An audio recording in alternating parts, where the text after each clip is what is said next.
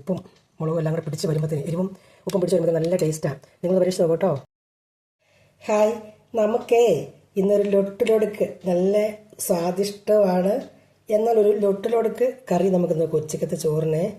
ഇത് കണ്ടോ, ഞാനിങ്ങനെ ഈ കാന്താരിമുളകാണ് ഞാൻ ഇതിങ്ങനെ എടുത്ത് കീറി, എന്നിട്ട് അതിനുള്ളിലോട്ട് കുറച്ച് ഉപ്പ് കല്ലെടുത്ത് ഇങ്ങനെ അങ്ങ് വയ്ക്കും.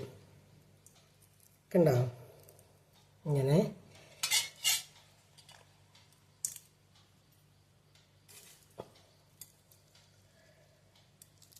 ഇങ്ങനെ വെച്ച് നമുക്ക്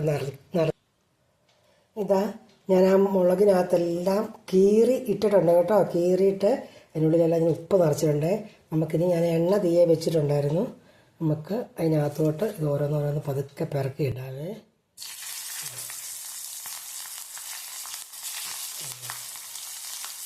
ഇത് ഉപ്പ് കല്ലുകളുള്ളത് പൊട്ടിത്തെറിക്കുക, പച്ചയല്ലേ, നമ്മൾ ശ്രദ്ധിച്ച് ഇടണം.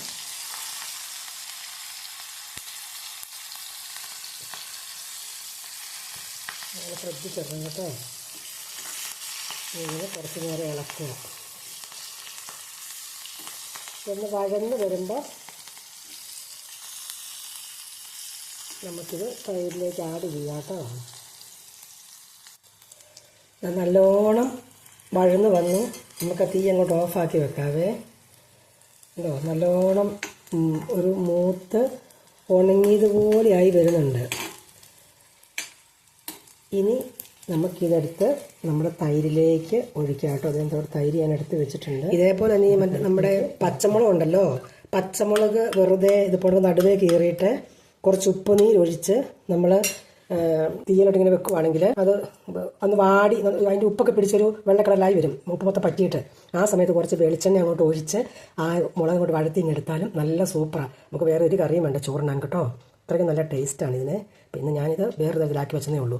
ചുറ്റോടെ നമുക്ക് മറിച്ചങ്ങ് ഒഴിച്ചാൽ മതി. പക്ഷേ എൻ്റെ കൈ മേലാത്തത് കൊണ്ട് ചിലപ്പം ഇരുമ്പിൻ്റെ ചീനിച്ചട്ടിയല്ലേ, ഇനി പൊള്ളിയിട്ടും കൂടെ ഇരുന്ന് കഴിഞ്ഞാൽ അതും പണിയാവുമല്ലോ. അതുകൊണ്ട് ഞാൻ പതുക്കെ കോരിയാട്ടോ ഒഴിച്ചത്.